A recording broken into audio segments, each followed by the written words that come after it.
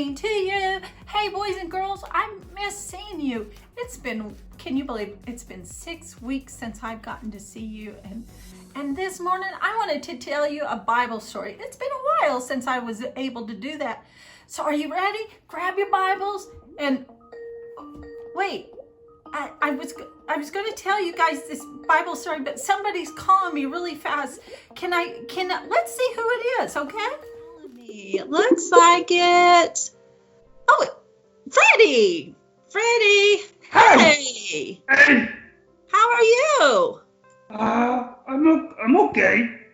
Well, it's so strange that you're calling me because we live in the same house together.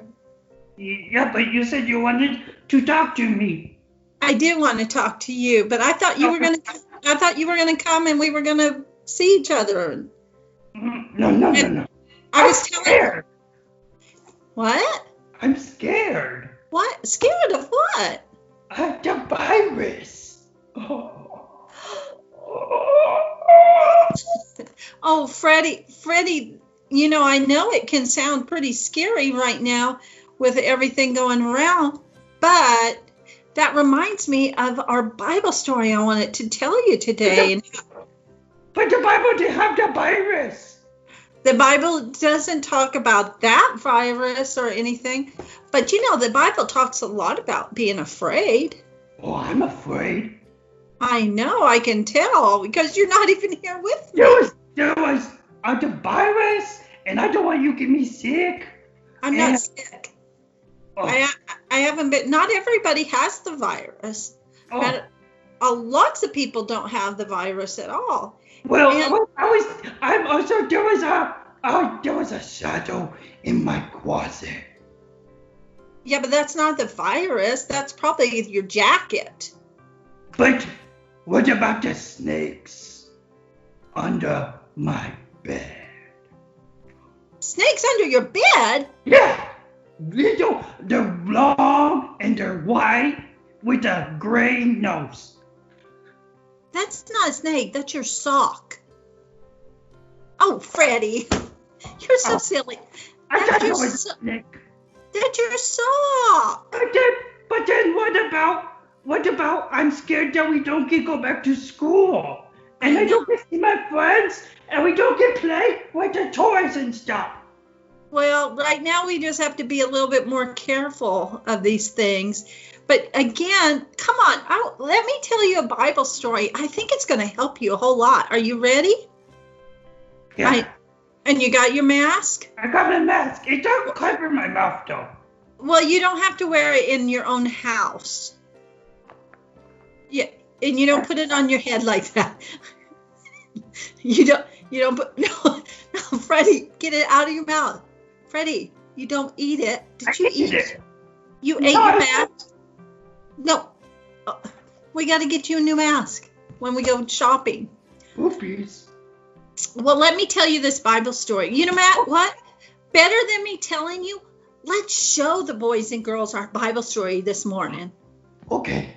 Okay, boys and girls, let's watch this Bible story found in 1 Samuel chapter 17.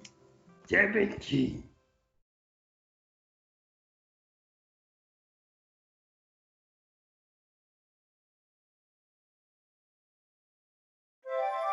God's story, David and Goliath. So part of God's story is about the time David fought Goliath, and it begins like this. David was the youngest of 8 brothers. His job was being a shepherd, which meant he spent all day in a field watching sheep eat and roll around the grass.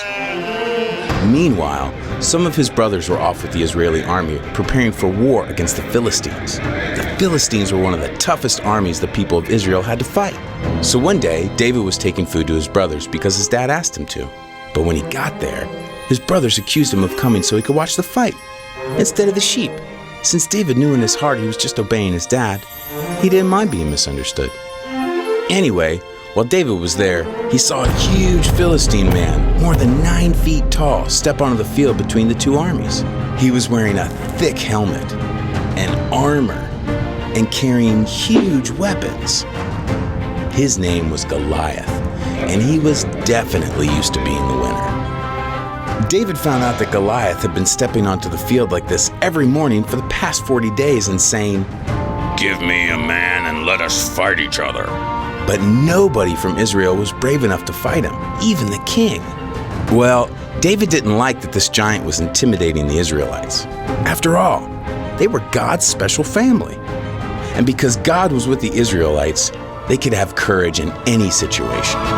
So David, who wasn't even a soldier, told the king, "I'll fight against him." Now, the king thought David was too small, but he really wanted someone to fight Goliath. So he gave in. And David knew he wasn't strong enough to beat Goliath by himself, but he believed God would be with him. So he said, "The Lord will rescue me from the hand of this Philistine." The king hoped David was right. He even had his own weapons and armor put on David, but they didn't fit him.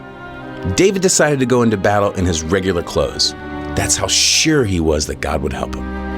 Anyway, David went to a nearby stream and chose 5 smooth stones to use with his slingshot.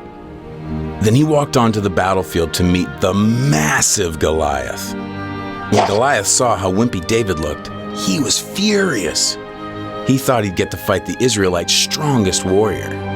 He said to David, "Am I a dog that you come at me with sticks? I'll give your flesh to the birds and wild animals." David might have looked like a wimp, but he was actually really brave. In fact, he was so brave that when he was taking care of sheep, he fought off bears and lions. Because God helped him protect his sheep, David knew God would help him protect this special family. David said, "You come at me with a sword, but I come at you with the name of the Lord Almighty." He was explaining to Goliath that God was more powerful than anything. He also added that he would feed Goliath's flesh to the birds, which made the giant even more mad. Then David took a stone, put it in the slingshot, and slung it at Goliath. Goliath didn't even get a chance to swing a sword because the stone hit him right in the forehead and sunk in deep. He face-planted straight into the ground. Nobody could believe it. Then David ran over, took hold of the giant's sword, and drew it from the sheath. He took the sword and cut off Goliath's head.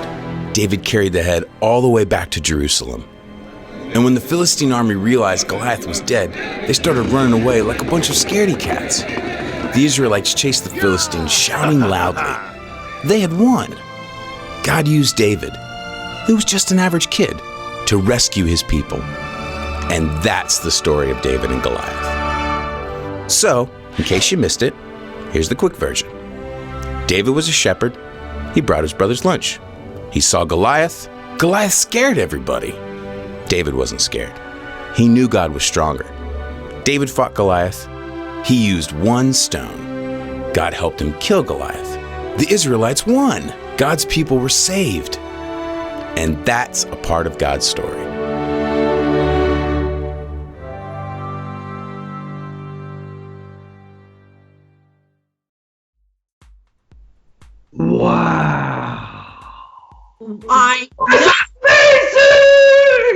Isn't that an amazing Bible story?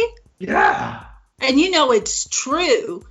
It is that God used a little guy to fight a giant that so many people were afraid of. I wouldn't want to face a giant. Well, That's Freddie, scary. I know, but you know what, Freddie? We kind of face our own giants. We have giants of fear that try to yell and scream. We have giants that try to control us and say we're not good enough. We have so many things, but I want to remind you of a Bible verse, and maybe the boys and girls will remember this Bible verse too. It says this: the one who is in you is powerful. He is more powerful than the one who is in the world. 1 John 4:4. Can you say that verse with me? Yeah. Let's say it together. Yeah, Okay, here we go. The one who the is one who is in you. Oh, sorry. Say it I again. heard that part. Can The you do one it? who is in you Is powerful. is powerful. He is more powerful He is more powerful than the one who is in the world. and the one who is in the world. 1 John 1 John 4. 4:4. Think you can do it by yourself? The one who is in you is more powerful than the one who is in the world. Pretty close. Pretty close. It goes like this. The one who is in you is powerful. He is more powerful than the one in the world. The more powerful than the one in the world. 1 John 4. Or good job. Hey boys, let's challenge the boys and girls. Maybe they can video them saying that verse this week to send it to us. You think? And boys and girls, why don't you, if you do that, send it to Freddie and I, and we'll post it on our Facebook or our Instagram, and maybe send some of you guys a special prize. Oh, special prize. Wouldn't that be cool, Freddie? Yeah, I'm going to try and memorize it too. I think you can do it. 1 John 4:4. 4. Let's say this verse one more time. The one who is in you is powerful. He is more powerful than the one who is in the world. Good job. Where's it found? 1 John 4:4. Awesome job. Hey, boys and girls, I think you can do it, and I hope you'll join Freddie and I and saying that Bible verse. Man, what an awesome story. David faced that giant and he conquered it.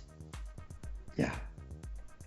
Anything else you want to say to the boys and girls, Freddie? No, just try and memorize that verse, and we'll see you guys next week.